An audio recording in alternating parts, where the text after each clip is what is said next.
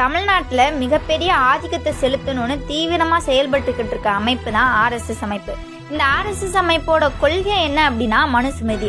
அதாவது புரட்சியாளர் அம்பேத்கர் கொண்டு வந்த அரசியலமைப்பு சட்டத்துக்கு முன்னாடி இந்தியாவில் பெரும்பாலும் பின்பற்றிக்கிட்டு இருந்த அரசியலமைப்பு சட்டமாக கருதப்படுறது மனுஸ்மிருதி தான். மனுஸ்மிருதின்றது வைதிக மதம், அதாவது வேத மதத்தை பின்பற்றுபவரான மனு என்பவரால் தான் தொகுக்கப்பட்டுச்சு.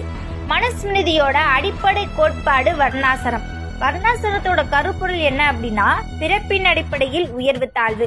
இந்த உயர்வு தாழ்வு பாகுபாட வழிவகுத்து அது மூலமா ஆதிக்கத்தை ஏற்படுத்தி அந்த ஆதிக்கம் உழைப்பை சுரண்டுதலை மையமா வச்சுச்சு.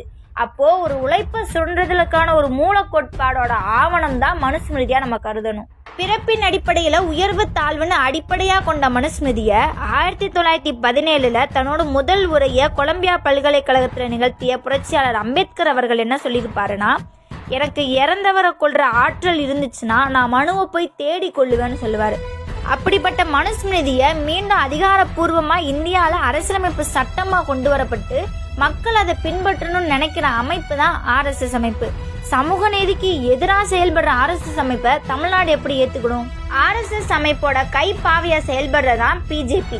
மோடி தலைமையிலான அரசியல் கட்சியானது ஆர்எஸ்எஸ் அமைப்பு மீண்டும் ஆதிக்கத்தை செலுத்தணுன்றதுல தான் துடிப்பா இருக்கு. ஸோ அதுக்கு தமிழ்நாட்டில் சில கட்சிகள் சொம்பு தூக்குறது நியாயமான நீங்க தான் புரிஞ்சுக்கணும்.